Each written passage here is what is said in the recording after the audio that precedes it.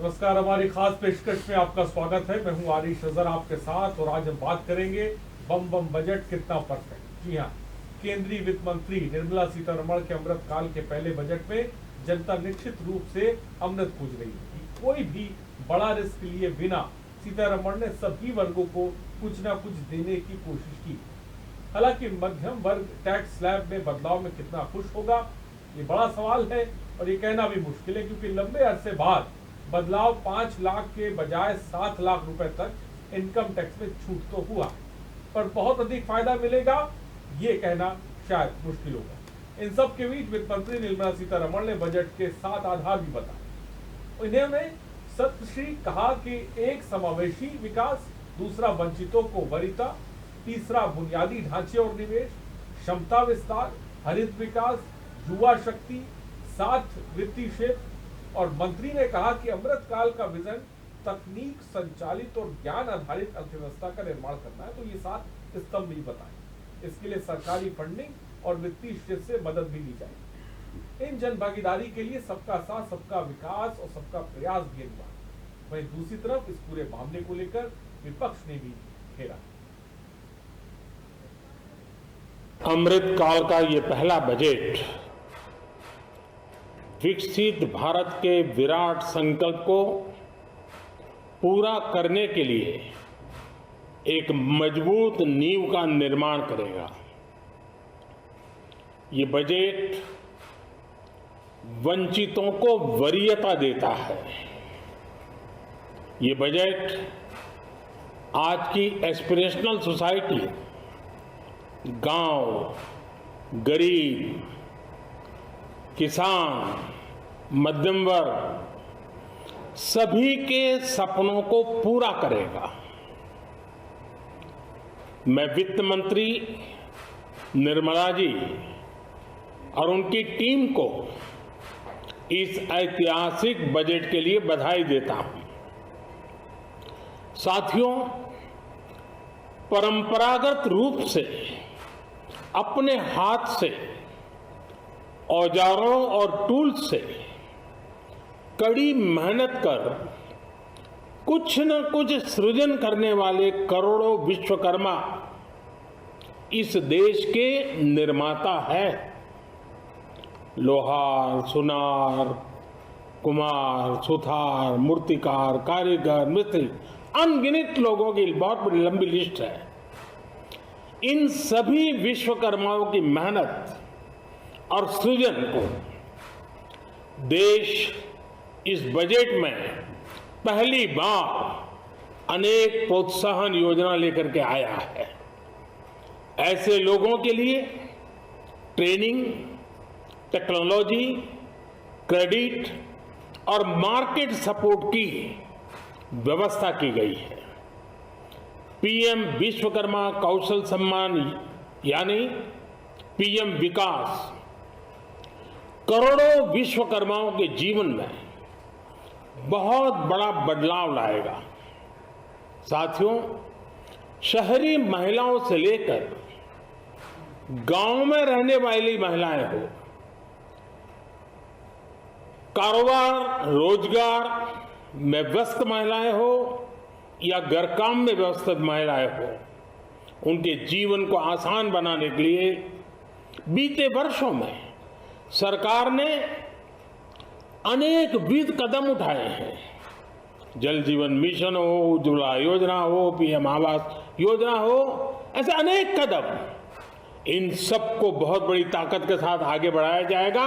उसके साथ साथ महिला सेल्फ हेल्प ग्रुप एक बहुत बड़ा सामर्थ्यवान क्षेत्र आज भारत में बहुत बड़ी जगह अपने आप एक्वायर कर चुका है।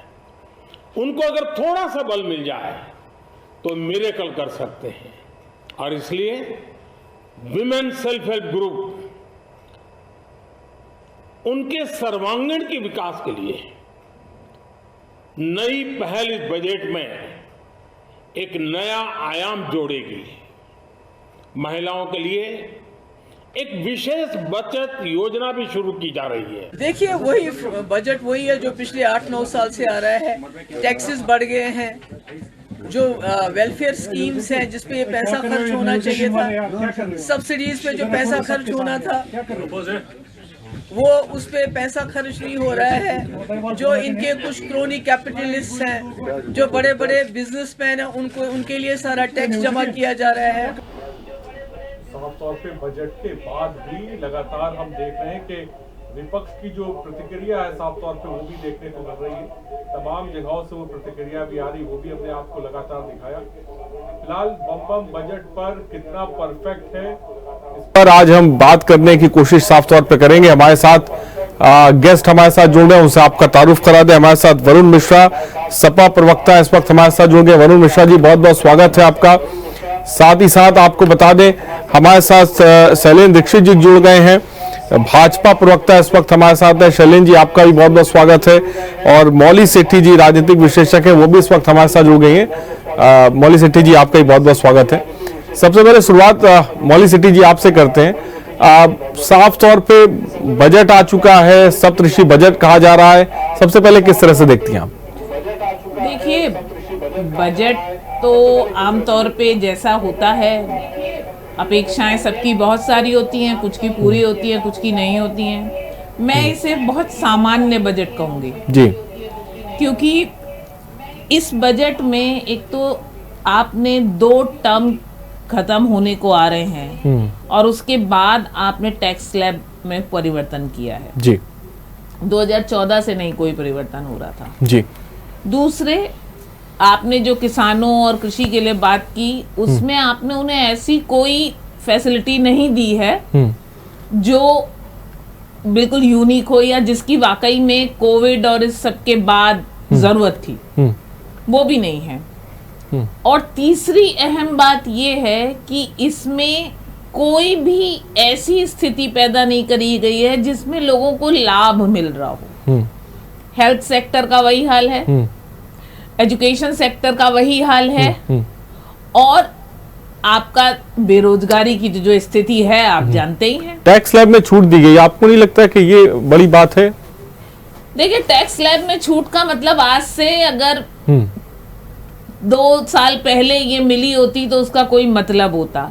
इस वक्त इतनी आय ही नहीं है कि जिसमें आपको कोई छूट मिलने जैसा चमत्कार हो, रोजगार ही नहीं है, तो उसका उत्साह मर गया है लोगों में। और ये साफ साफ तौर पे दिख रहा है कि ये 24 की तैयारी है ये बजट, और कुछ नहीं दिख रहा है इस बजट में। बाकी सामान्य बजट है, कुछ चीजें हुई हैं जिनकी सराहना की जा सकती है कि कुछ सुविधाएं मिली हैं, टैक्स स्लैब ठीक है, आपको एक उदाहरण सेट हो गया है।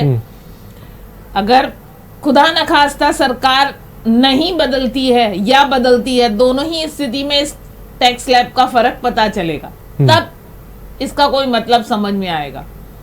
ठीक है, 23 का बजट है, 24 की आहट साफ तौर पे मौली जी कह रही हैं। हमारे साथ वरुण मिश्रा जी भी जुड़े हुए हैं, समाजवादी पार्टी के प्रवक्ता है।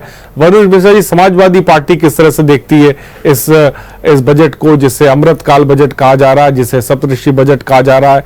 7 स्तंभ मैंने थोड़ी देर पहले बताया, क्या कहेंगे आप सबसे पहले?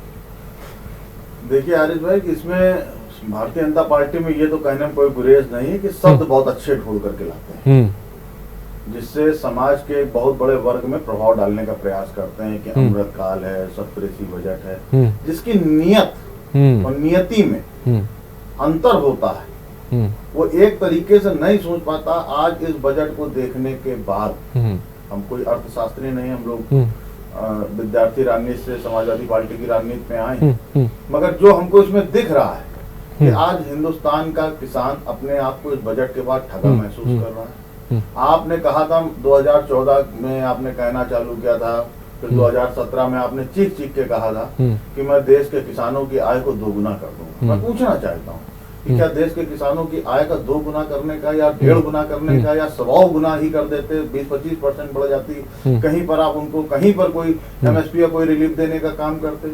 आपने उनकी खादों पे कोई पैसा कम करने का काम किया? आपने उनके किसानों के उपकरण कम करने, उनके जो औजार हैं उसमें कुछ पैसा कम करने का काम किया? कहीं कोई इसका कोई उल्लेख नहीं है, कहीं पर भी सरकार ने कुछ नहीं किया। अभी आपका टीवी सामने दिखा रहा है नीचे कि इन चीजों पर कोई भी दाम नहीं घटे। दूसरा, देश में आज बेरोजगारी दर शहरों के अंदर 15% क्रॉस कर रही है। आज बेरोजगार ये तो वरुण जी, आप तो समाजवादी पार्टी को, रोजगार नहीं बचा। आपको क्या लगता है किन चीजों पर ज्यादा ध्यान देने की जरूरत अब है? आज इस स्थिति में ये जो टैक्स स्लैब है, ये भी एक बहुत बड़ा भ्रम का जाल है। बिल्कुल सही कहा आपने, इतना बड़ा भ्रम का जाल है। पुराना टैक्स स्लैब है, नया टैक्स स्लैब है।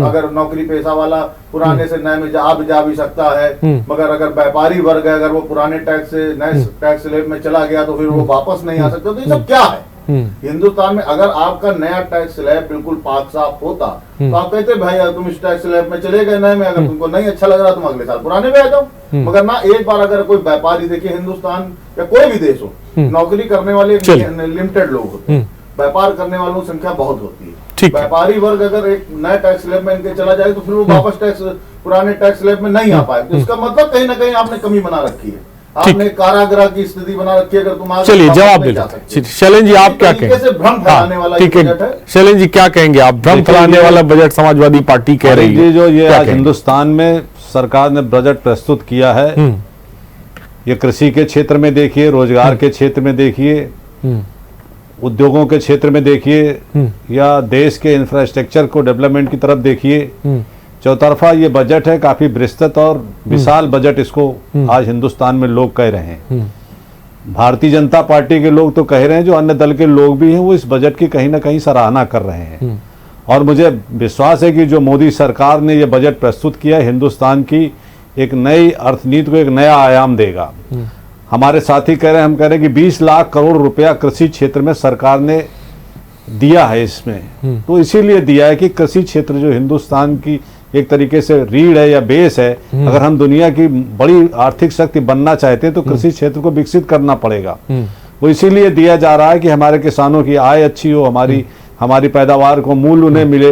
दूसरी तरफ जब रोजगार की बात हम कर रहे हैं, तो जो उद्योगों के लिए 9,000 करोड़ रुपया सरकार ने स्वीकृत किया है, जो बैंकें नए उद्योगों को और जो स्टार्टअप वाले उद्योग, राकेश टिकैत किसानों के नेता कह रहे हैं सर कि वो कह रहे हैं कि हमें कर्ज नहीं चाहिए, हमें भाव चाहिए। नहीं तो देखिए, हमारे बात हिंदुस्तान में बहस होती है कि किसान की आय दोगुनी नहीं हो रही है। अरे जब हम उसके विकास को आगे ले जाएंगे, किसानों को विकसित करेंगे, उनके आवासों के लिए 66% अधिक बजट दिया गया जो गरीब आदमी के आवासों के लिए, गरीब किसानों के लिए, जो मजदूर किसान है, जो खेतिहर किसान है, उनके उत्थान के लिए दिया गया है। तो जब ये सारे प्रयास होंगे तभी तो उनकी आय बढ़ेगी।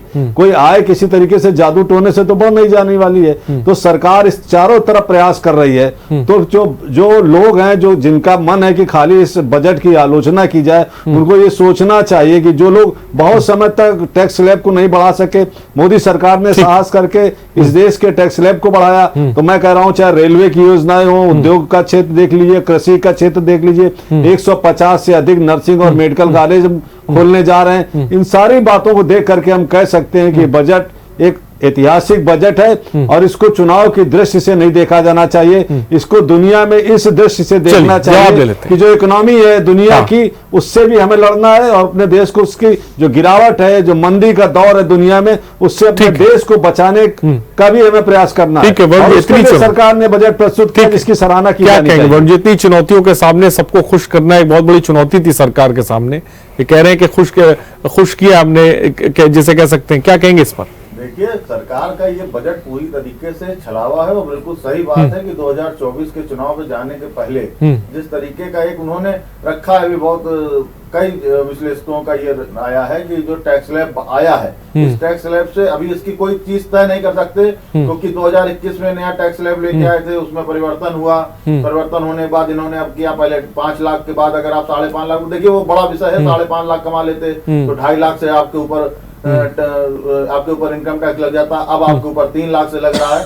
तो ये एक तरीके का छलावा, इसमें कोई बात नहीं। दूसरा मैं पूछना चाहता हूँ, ये मैंने नहीं कहा था ना, अभी जैसे मेरे साथी शैलेंद्र दीक्षित जी ने कहा 2022 में उन्होंने कहा था कि किसानों की आय दोगुनी कर दूंगा। देखिए, निरंतर प्रक्रिया, विकास की एक निरंतर सतत प्रक्रिया है। अगर व्यक्ति पैदा हुआ है तो उसकी उम्र बढ़ेगी, आयु बढ़ेगी। तो देखिए, बजट तो हर साल पेश होगा, कोई भी दल होगा, जब से देश आजाद हुआ तब से बजट पेश हो रहा है। जो सत्ता में है वो कह रहा है कि मैंने देश का बजट पेश किया और देश निरंतर बहुत तेजी से गति से बढ़ रहा है। आज हिंदुस्तान के अंदर एक व्यापारी जिसका 6 लाख करोड़ रुपया हिंदुस्तान की जनता का डूब गया, मैं पूछना चाहता हूँ, क्या उसके विषय में वित्त मंत्री को आज बोलना चाहिए था? हिंदुस्तान के लाखों गरीबों का, मध्यम वर्गीय परिवारों का, जो लोग शेयर मार्केट में पैसा लगाते थे, 6 लाख करोड़ रुपया, बहुत बड़ा स्कैम हुआ। क्या किसी अखबार ने, न्यूज चैनल, जो उनके प्रायोजित न्यूज चैनल ने, किसी पे इस पे चर्चा या डिबेट हुई कि आज उसमें देश के प्रधानमंत्री ने आकर के बोला आप लोग 20,000 करोड़ और 25,000, 6 लाख करोड़।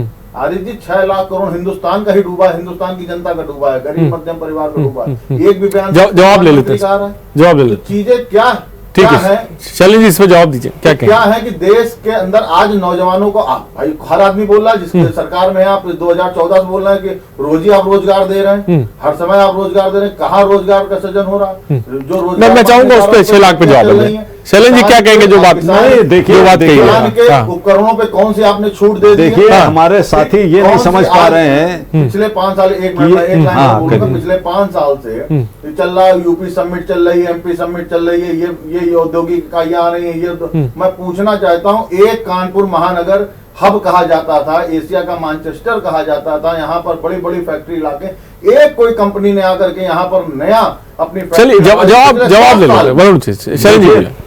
जो हमारे साथी बार बार कह रहे हैं, ये बजट देश के लिए प्रस्तुत हो रहा है, किसी उद्योगपति के लिए बजट प्रस्तुत नहीं किया गया है।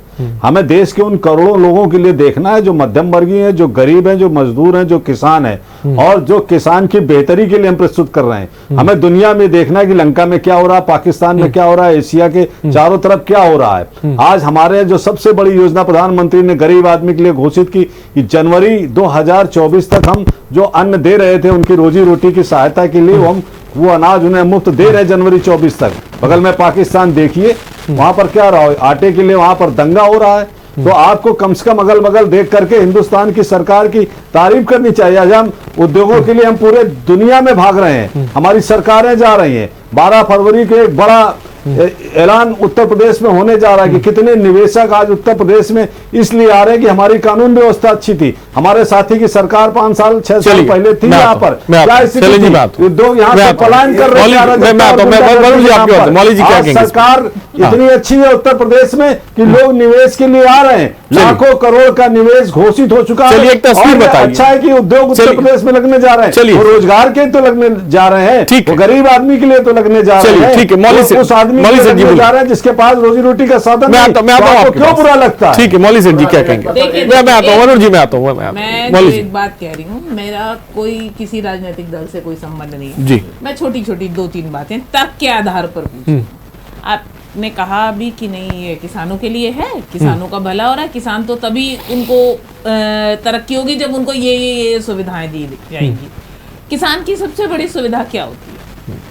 किसान की सबसे बड़ी सुविधा होती है कि उसका उचित मूल्य पर उसको बीज मिल जाए, खाद मिल जाए, जो कीटनाशक हैं वो मिल जाए, और उसके उत्पाद को, उसने जो अन्न उपजाया है उसको सही भाव पर बाजार मिल जाए। ये किसान की जरूरत है। हमने किस बात पर उनको सुविधा दी है? जो 20,000 करोड़ का 20 लाख करोड़ का शोर हो रहा है, ये किस आधार पर कह रहे हैं कि हम उनको आधुनिक शिक्षा पद्धति, आधुनिक ज्ञान कृषि का उसको देने के लिए वो करेंगे। मुझे बताइए कि उससे आज जो बिल्कुल जमीन पर आया हुआ किसान है, और आप मध्यम वर्ग की लगातार बात कर रहे हैं, हम सब जो यहाँ बैठे हैं हम मध्यम वर्गीय लोग ही हैं, हम लोग तो व्यापारी और करोड़पति नहीं हैं। आप ये बताइए हम और आपको कौन सी ऐसी सुविधा मिल गई है? आपने कहा कि मोबाइल कुछ सस्ते हो जाएंगे। 2 कैटेगरी में मोबाइल है, एक सस्ता एक महंगा। अब आप ये बताइए कि एक जो मॉडर्न बच्चा है मध्यम वर्गीय परिवार का, वो जिन मोबाइल को आप सस्ते करने की बात कर रहे हैं उसे खरीद सकता है? उसे खरीदेगा नहीं, और वो वाला वो खरीदने की स्थिति में नहीं है क्योंकि उतनी आय नहीं है। तीसरी बात, आप कहते हैं हमने मुफ्त की योजना चालू कर रखी है। ये जो मुफ्त की आदत आप डाल रहे हैं, ये ग्रेजुअली लोगों की मानसिकता और श्रम करने की शक्ति को पंगु बना रही है। आप भारत की आधी से ज्यादा आबादी को अब आश्रित बना रहे हैं, पराश्रित बना रहे हैं। ये कोई आदर्श स्थिति नहीं है। और हर बात में हम पाकिस्तान, श्रीलंका, चाइना इनका उदाहरण नहीं ले सकते। उनकी परिस्थितियां, उसका जनमानस हमारे देश की तरह नहीं है। वहां की राजनीतिक व्यवस्था हमारी तरह नहीं है। तो मैं चाहूंगा और हर बजट को ऐतिहासिक बजट कहा जाता है। कौन सा बजट ऐतिहासिक नहीं होता है? इतिहास तो लिखता ही है। इतिहास में बाद में उसे अच्छा या बुरा कहा जाए वो एक अलग बात है, लेकिन जब वो इतिहास होगा तब। आज वर्तमान में इस बजट से, ये सामान्य बजट है, मैं इसे बुरा बजट नहीं कह रही हूँ, ठीक है, सामान्य बजट, सामान्य बजट। चलिए चैलेंज इस पे मैं चाहूंगा जवाब, फिर मैं वरुण जी के पास 20 लाख करोड़ रुपया जो कृषि क्षेत्र में दिया जा रहा है, वो बहन जी आपको अवगत होना चाहिए किस लिए दिया जा रहा है। वो किसानों की बेहतरी के लिए, उनके आवास के लिए, उनकी फसलों के अच्छा हो, उनकी फसलों का बीमा बना रहे, उनको सुविधाएं मिलती रहे, उनको एक जो अच्छी टेक्नोलॉजी है वो वहां पर गांव में जाकर के पहुंचे। और ये 20 लाख नहीं तो देखिए ना, किसान को आवास भी चाहिए, बिजली भी चाहिए, पानी भी चाहिए, उसके जीवन स्तर पर। क्या आप चाहती कि वो झोपड़ी में रहे और आप लोग महलों में रहे? हम हमारी सरकार अगर 65% आवास किसानों को, अपनी आय बढ़ा करके किसानों को आवास देना चाहती है, बिजली देना चाहती है, तो केवल आवाज से मतलब नहीं है। दूसरी बात आप करेगी कि आप करेगी रोजगार के अवसर होने चाहिए, तो रोजगार के अवसर के लिए तो इतने सारे प्रयास हो रहे हैं। चलिए वरुण जी जल्दी से। हाँ, एक क्वेश्चन है, सिर्फ पिछले वर्ष भारतीय जनता पार्टी की केंद्र में सरकार थी, प्रदेश में सरकार थी, और आपका पिछले बार का भी ऐतिहासिक बजट था। सिर्फ पिछले वर्ष कितने किसानों ने आत्महत्या करी, आपको आंकड़ा मालूम है हिंदुस्तान का? देखिए दिखाइए मुझे 42,000 किसानों। देखिए मिश्रा जी, आंकड़ा आप प्रस्तुत कर रहे हैं जो किसान, ये भारतीय जनता पार्टी की सरकार द्वारा उनकी हत्या है। जो हिंदुस्तान में किसान और बेरोजगार आत्महत्या करता था, उसका प्रतिशत बहुत कम हुआ है, मेरे पास आंकड़ा नहीं है। और ये समझिए वो क्योंकि उसको मोदी की सरकार पर और उसको योगी की सरकार पर भरोसा है कि ये सरकार हमारे लिए रोजगार देगी। निश्चित तौर पर कम हो गई है, जो बड़ी बात है भरोसा पैदा हुआ है समय पर जो होता है उससे बहुत अंतर हो गया। चिल्लाने से नहीं, बेरोजगारी दर बढ़ी है, या हम नहीं आपकी सरकार के आंकड़े बोल रहे हैं। किसानों की मृत्यु दर में बहुत तेजी से वृद्धि हुई है। नहीं बढ़ी, आप निकलवा लीजिए, आप निकलवाइए, चैनल पर बैठे हैं, देख लीजिए 21, 22 और 17 में क्या स्थिति थी, आप देख 12 करोड़ लोग हिंदुस्तान में बेरोजगार हो गए। जिनके पास रोजगार था वो 12 करोड़ लोग बेरोजगार हो गए। आप रोजगार देने की बात कर रहे हो? 12 करोड़ लोग, ये आंकड़े सरकार के हैं, देखिए विश्व बैंक के आंकड़े हैं। आज 5 लाख करोड़ लोग, 5 करोड़ लोग हिंदुस्तान में भूखे पेट सोते हैं। ये मेरा आंकड़ा नहीं, विश्व बैंक का आंकड़ा जो भारत सरकार। चलिए मैं एक सवाल ले तो वरुण जी,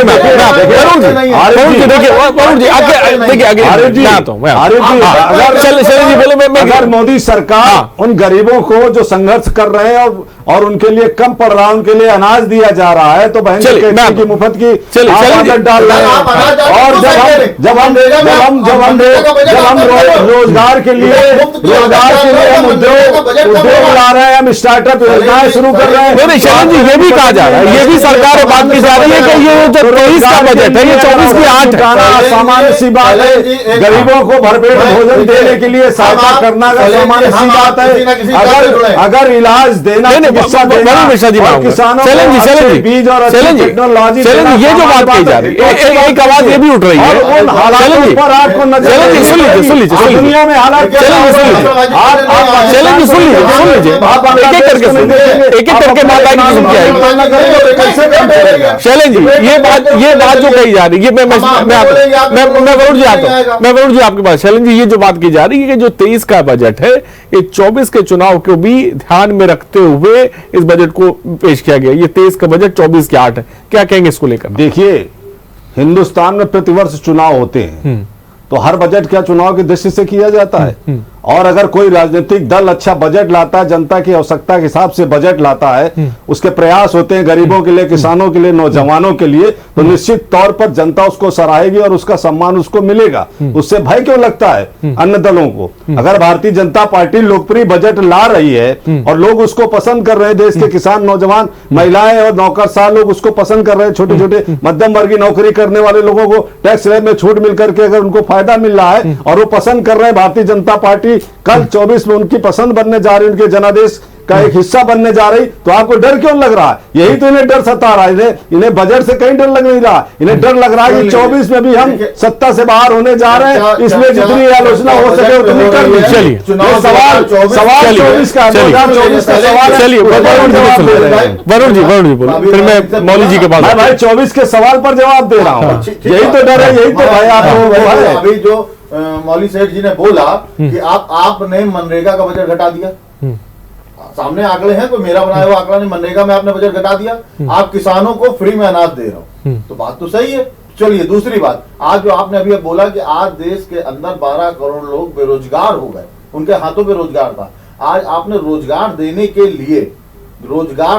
लिए कोई नीति ऐसी लेकर के आए। आप जो गांव किसानों में आज बेरोजगारी दर किस स्थिति है उसके लिए आपने कुछ सोचा? हाँ, सपने दिखाने का काम किया गया। हम इतने मकान बना देंगे, हम हर गरीब के हाथ में एक मकान दे देंगे। कितने गरीबों को मिल गया? हम आप इसी कानपुर महानगर में रहते हैं शैलेंद्र जी, हम आप दोनों लोग देखते हैं आज दादा नगर के नीचे, आज गोविंदपुरी के नीचे लोग कितनी कच्ची बस्तियों पर रह रहे हैं, किस कंडीशन पर रह रहे हैं। दूसरी चीज, आज आपने स्वास्थ्य के नाम पर क्या किया? कोई बजट आया, मैं बिल्कुल बात से आपकी सहमत हूँ, मगर चीज क्या है कि आप 2024 जो आप बोल रहे हो ये सिर्फ दिखावटी बजट, जिसको आप बार बार चलिए आगे देखिए और सुन लीजिए, ये 20 लाख करोड़ आपने बोले थे, ये 20 लाख करोड़ उन किसानों जो 42,000 किसानों ने पिछले वर्ष चलिए में आकर देखिए आर्य जी, दो आंकड़े बहुत साफ हैं। रोजगार के लिए तो सारी योजना 9,000 करोड़ रुपया जो हम एमएसएमई को देने जा रहे हैं, काहे के लिए देने जा रहे हैं? रोजगार के लिए देने जा रहे हैं, स्टार्टअप के लिए देने जा रहे हैं। प्रदेश के हर राज्य को, चाहे वहां किसी की भी सरकार हो, हम कर्ज मुक्त पैसा वहां के इंफ्रास्ट्रक्चर को डेवलपमेंट करने के लिए देने जा रहे हैं। काहे के लिए देने जा रहे हैं? ठीक है, आधी आबादी की किसानों का मुद्दा आधी आबादी के लिए मैं दावे के साथ ये बजट आप किस तरह से कितना खास है या क्या विश्वास की स्थिति थी वो इन 7-8 सालों में कम हुई है जी। मुद्दा ये है कि जो मैं जब बात कर रही हूँ, आप दलों की बात करें, दलों को लगता होगा भाई मुझे उससे कोई लेना देना नहीं है, दलों की बात करें। मेरा एक राजनीतिक विश्लेषण करना मेरा काम है। मेरे पत्रकारिता के इतने लंबे करियर में जो चीजें मैं देख रही हूँ, मैं उसके आधार पर बात कर रही हूँ। मेरे से कोई मतलब नहीं कि कौन सी पार्टी राज कर रही है। आपने कहा एक देश के लिए, जब हम देश की बात करते हैं, आप विश्व गुरु जैसा शब्द आप ही लेके आए, हम तो लाए नहीं थे। विश्व गुरु के अंदर आत्मसम्मान होना चाहिए या नहीं? और अगर होना चाहिए तो ये कैसा आत्मसम्मान है जो मुफ्त पर सहारा लेके खड़ा हो रहा है? आप उसे उतनी सुविधाएं क्यों नहीं दे रहे कि वो अपना, आप स्टार्टअप की बात कर रहे हैं, स्टार्टअप से कितने रोजगार सृजित होंगे? मैं ये नहीं कह रही ये बुरी चीज है, मैं उसको बिल्कुल बुरा नहीं बता रही, वो अच्छी चीज है। लेकिन जिन्हें बेसिक, अब आप बात करते हैं आधी आबादी की, आप मुझे ये बताइए क्या महिला सुरक्षा मुद्दा नहीं है? और आप लोग खुद चैनल पे बैठे हैं, रिपोर्ट देख करते हैं, ईमानदारी से बताइए कितनी सुरक्षित है महिलाएं और उसके लिए क्या व्यवस्था है इस बजट में भी और इन जनरल भी। दूसरी बात, महिला शिक्षा, बालिका शिक्षा पर इस बजट में क्या कहा गया है? मेरे पास सामने अभी तक नहीं आया, हो सकता है मेरी पढ़ा लिखा मैंने कम हो, मैंने आधी जानकारी ली हो, अभी तक कोई ऐसी चीज नहीं आई। मैं बार बार बात करती हूँ स्वास्थ्य की। स्वास्थ्य के लिए कौन सी योजना आई है? महिला स्वास्थ्य के लिए कौन सी योजना आई है? महिलाओं में स्वास्थ्य को लेकर उनको चेतना फैलाने के लिए कौन सी बात कही गई है? आप चुनाव जरूर लड़िए, हर राजनीतिक दल का काम होता है, और लोग चुनाव अपनी पसंद के हिसाब से वोट देंगे, और हो सकता है, मुझे पूरा विश्वास है कि 24 में भी आपकी सरकार आ जाए, मुझे उस सरकार से कोई विद्वेष भी नहीं, लेकिन आपका जब चुनाव का घोषणा पत्र आएगा, पिछला होगा अभी सबके पास, उसे पढ़ लें। उसमें क्या कभी इन बातों का जिक्र होता है? हम आज लोक लुभावन बातें कर रहे हैं बजट के दिन, 4-6 दिन, 10 दिन, 1 महीना ये बातें होंगी, उसके बाद चर्चा खत्म हो जाएगी। जो मूलभूत समस्या है वो है, और राजनीतिक दल कोई भी हो, ठीक है, अगर कोई दूसरा दल ये बजट लाया होता तो भी मैं ये बुनियादी सवाल उठाती, क्योंकि बतौर महिला मुझे अपने लिए यहाँ कोई सुविधा नहीं दिख रही। ठीक है शैलेंद्र जी, आत्मनिर्भर की बात की, क्या मुफ्त दे के आत्मनिर्भर बनाना है, क्या कहेंगे? नहीं, देखिए, आप जो बहन जी अभी कह रहे हैं कि स्टार्टअप से रोजगार नहीं मिलेगा, स्टार्टअप ही रोजगार देने का एक आधार है और यही आत्मनिर्भर की तरफ हमें बढ़ाएगा। आज हमारे नौजवान को नौकरी ढूंढने से पहले अगर वो अपना उद्योग खड़ा करना चाहता है तो उसको सुविधा, उसके पास बजट नहीं तो हम बजट दे रहे हैं, उसके पास जमीन नहीं तो हम जमीन दे रहे हैं, उसको हम सुरक्षा दे रहे हैं, उसको बहुत तरीके से हम सब्सिडी दे रहे हैं। हमारा मकसद है कि वो अपना उद्योग खड़ा करे, खुद नौकरी की जगह 10 लोगों को और नौकरी दे। हमारी बहन जी कह रही है कि हम अगर अनाज बांट दे रहे हैं, हम भूख का दर्द समझते हैं हिंदुस्तान में। 8 घंटे के बाद अगर जो स्थितियां बनती हैं, अगर उसका परिवार भूखा रह जा रहा है तो उसको कहीं से तो पूरा हमें करना चाहिए। हमने भारी नुकसान उठाने के बाद भी इतने वर्षों तक कोरोना से जो शुरू किया तो उसको अभी तक लागू रखा है, और मुझे विश्वास है कि भारत बहुत तेजी से अपने पैरों पर खड़ा हो रहा है और खड़ा होगा। हम ये कैसे मान लें कि हम महलों में रहें, मकानों में रहें, हम अच्छी गाड़ियों में चलें और गरीब आदमी ना हो। 11 परियोजनाएं रेलवे की चलाई जा रही इस बजट में है, आपने पढ़ा होगा, देखा भी होगा सवेरे से। वो बड़ी योजनाएं वहां तक पहुंच रहा है जहां पर साधन नहीं पहुंच रहे थे गरीबों तक। हमारे 150 हॉस्पिटल, मेडिकल कॉलेज बनाए जा रहे हैं। कभी किसी ने कल्पना की थी कि किसी देश में, हिंदुस्तान में 1 साल के बजट में 150 मेडिकल कॉलेज बनाए जाएंगे? नर्सिंग, हम क्यों? क्योंकि हम स्वास्थ्य सेवाओं को आगे बढ़ाना चाहते हैं। हमने देखा है कि जब हमारे पास संकट आया तो डॉक्टर्स नहीं थे, हम उससे लड़ना चाहते हैं, हम रोजगार के लिए लड़ना चाहते हैं, हम बहुत से जो बंद पड़े उद्योग हैं उनको सब्सिडी देकर उन्हें चालू कराना चाहते हैं। इसका भी एक प्रावधान आया हमारे यहाँ पर। और महिलाओं की सुरक्षा के लिए मैं कह सकता हूं कि जितने प्रयास उत्तर प्रदेश में या मोदी सरकार में किए गए अभूतपूर्व हैं, ऐतिहासिक हैं। लोग भूल गए कि किस तरीके से पहले महिलाएं डरती थी समाजवादी पार्टी की सरकार थी। चलिए, आप सड़कों पर निकलती हैं, दिन का है न रात का, कोई खौफ उनको नहीं रह गया। ये सरकार जो है ये अपना जनहित का एजेंडा लेकर के चल रही है। ठीक है, जब हम मुद्दे पर चलते हैं तो आपको होता है कि आप अपना बहुत देर से बैठे। ठीक है, वरुण जी बोले। सेठ जी हैं, सामने बोल रहे हैं कि क्या स्थिति है महिलाओं की।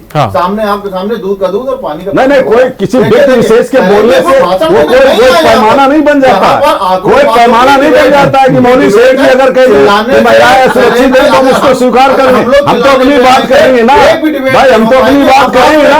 आप परमानेंट बात पे बात नहीं, आप मौली सेठ की बात करेंगे, बहन जी कह रहे हैं तो उनकी बात तुम क्यों स्वीकार कर लेंगे? यहाँ पर हमारे पास कानून व्यवस्था नहीं। आज कानून व्यवस्था में उत्तर प्रदेश बेहतर है, बहुत बेहतर है। सिर्फ दिखाने पर पुलिस का निशाना इतना सही हो चुका है, वो सीधे टांग पर गोली लग रही है।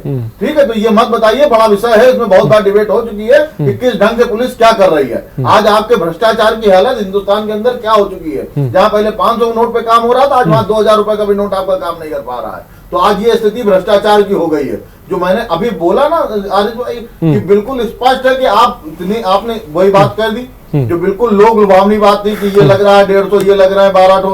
देखिए, मैं बार बार बोल रहा हूँ, ये सतत निरंतर प्रक्रिया है। जब देश आजाद हुआ था तब से आज तक हिंदुस्तान में रेलवे काम कर ही रहा है, सड़क परिवहन विभाग अपना काम कर ही रहा है, रोडें बन ही रही है ना। एक्सप्रेसवे की परिभाषा हम ही लोगों ने। वरुण जी, आपको बजट में कुछ समाजवादी पार्टी को कुछ भी खास पॉजिटिव नजर नहीं आया? सब अगर इसमें कहीं पर भी किसान, नौजवान, गरीब, मजलूम की बात हुई होती तो इसका मैं भूरी प्रशंसा इसी स्टूडियो में बैठ करके मैं कर रहा होता कि हाँ, एक काम ये अच्छा हुआ है कि चलो किसानों के लिए हुआ या नौजवानों के लिए हुआ या बेरोजगारों के लिए हुआ, कोई एक काम अगर अच्छा हुआ होता। सिर्फ लोक लुभावना आपने ऐसा बजट पेश किया। अभी जो बार बार कुछ नहीं दिख रहा सुबह से टीवियों में, सिर्फ 7 लाख रुपए आपका टैक्स माफ हो गया। इसके अलावा एक योजना ना टीवी में कोई किसी चैनल में दिखा पा रहे हैं, ना वो बता पा रहे हैं, ना वो कह पा रहे हैं कि उसमें भी इतना भ्रम है।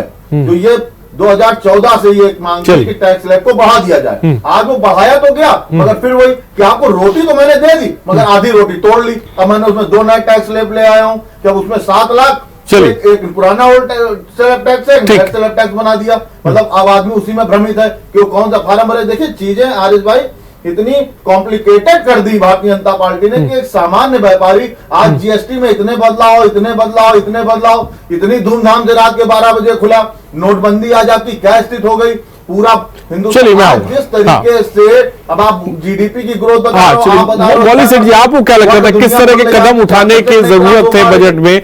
मौजूदा वक्त जो कोरोना काल के बाद से हम देख रहे हैं, महंगाई जो देख रहे हैं, बेरोजगारी जो देख रहे हैं, आपको क्या लगता है किस तरह के कदम उठाने चाहिए थे, या उम्मीदों वाला जो बजट ये कहा जा रहा था वो क्यों नहीं खरा उतर पा रहा है? मैं जानना चाहूंगा। देखिए, मैं ये तो नहीं कहूंगी कि मंशा खराब थी, क्योंकि कोई भी सरकार जब आती है और बजट बनाती है या देश के लिए किसी चीज की घोषणा करती है तो उसके पीछे उसकी मंशा खराब नहीं होती है। और मंशा खराब इसलिए नहीं होती है कि उसे इसी जनता से तो वोट लेना है। हमारे देश की खूबसूरती ये है कि ये लोकतांत्रिक देश है, आपको इसी जनता से वोट लेना है, तो आपकी मंशा खराब नहीं होती, पर आपने जो सोचा वो कितना फिजिबल है, वो कितना अपना 7 लाख का आपने स्लैब बनाया, बहुत अच्छी बात है। आपने 2 हिस्से भी कर दिए, चलिए आपके पीछे एक मंशा होगी कि भाई बैलेंस कर लेंगे हम। उसके साथ आप इतने इफ एंड बट्स लगाते हैं तो उससे लगता है कि मंशा भले ही अच्छी हो, आप खुद अनिर्णय की स्थिति में। दूसरे, आप जैसे भाई साहब ने अभी अभी कहा, अच्छी बात है, ना सुने, मेरी कोई जिद भी नहीं है कि वो मेरी बात सुने। मैं एक प्रतिनिधि हूँ जैसे वो प्रतिनिधि हैं। अगर एक वो प्रतिनिधि की बात नहीं सुनना चाहते, उनकी नहीं, मैंने बात सुनने का बात नहीं कहा। आपकी बात को स्वीकार क्यों करने की महिलाएं सुरक्षित उत्तर प्रदेश में? आप कह रहे हैं सुरक्षित है, मैं कह रहा हूँ सुरक्षित है। चलिए मौली जी को मुकम्मल करने में मैं आऊंगा आपके पास, उसके बाद आऊंगा। ये आपके पास बिल्कुल विकल्प है कि जैसे उसी तरह से मैं बात जो कह रही थी कि जिस तरह आपके पास विकल्प है कि हम क्यों विश्वास कर लें, उसी तरह मेरे पास विकल्प है।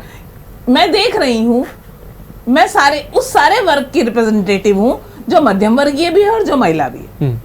अब सवाल ये है, आपने एक अच्छी नियत से चीज बनाई, लेकिन क्या उस पर अर्थशास्त्रियों से चर्चा उस तरह की हुई कि आप जानते हैं ये अर्थनीति किस तरह काम करती है?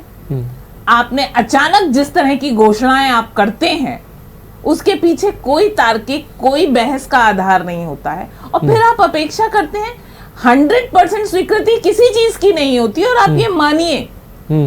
और अगर हमें तारीफ ही करनी होती तो चर्चा का कोई मतलब ही नहीं था। सही बात। मुद्दा ये है, हम वो बताएंगे जो कमी है, जो है उसे हम क्यों उठा लाएंगे, जो ठीक हो रहा है हम उसे क्यों भाई उंगली उठाएंगे उस पे?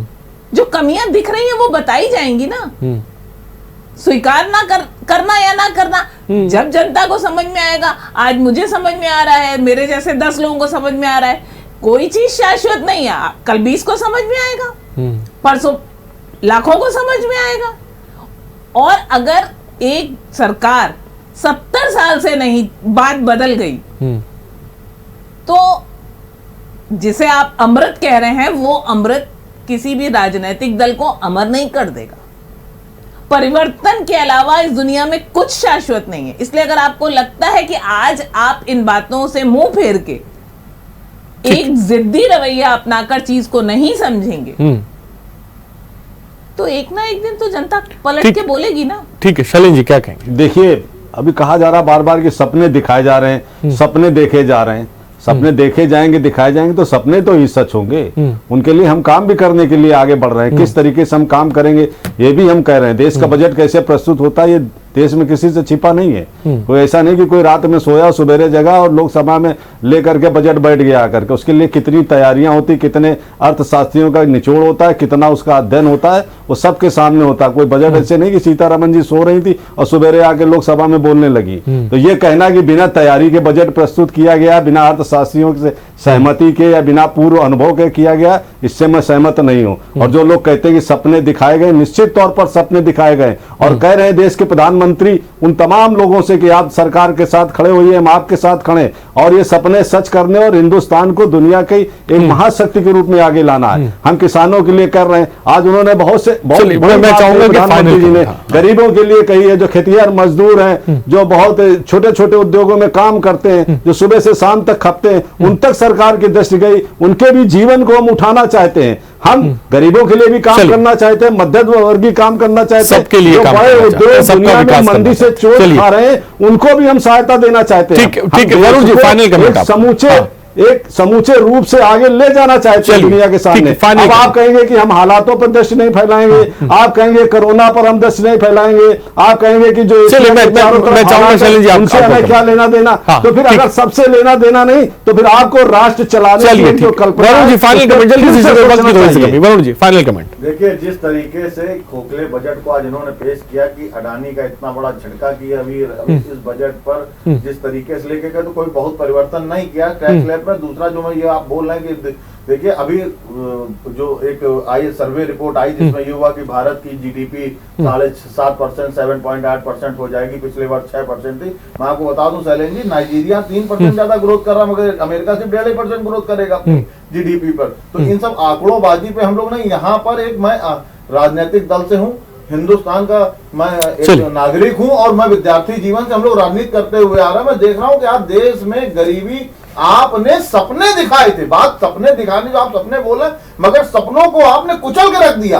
आप ही ने सपने दिखाए थे कि मैं 2 लाख रोजगार, 2 करोड़ रोजगार प्रतिवर्ष दूंगा, ये सपना आप ही तो दिखाया था।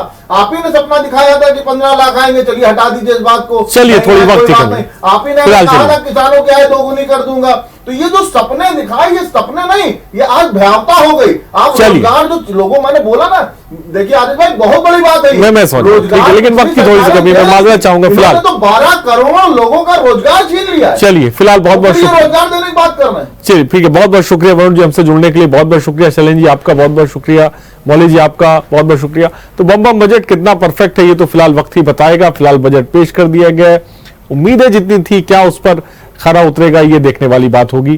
फिलहाल खास पेशकश में इतना ही, बने रहिए हमारे साथ। नमस्कार। अगर आपको हमारा वीडियो पसंद आया हो तो हमें लाइक करें, सब्सक्राइब करें और ज्यादा से ज्यादा शेयर करें, और हाँ, बेल आइकॉन दबाना ना भूलें ताकि हर खबर का अपडेट आप तक पहुंचे तुरंत।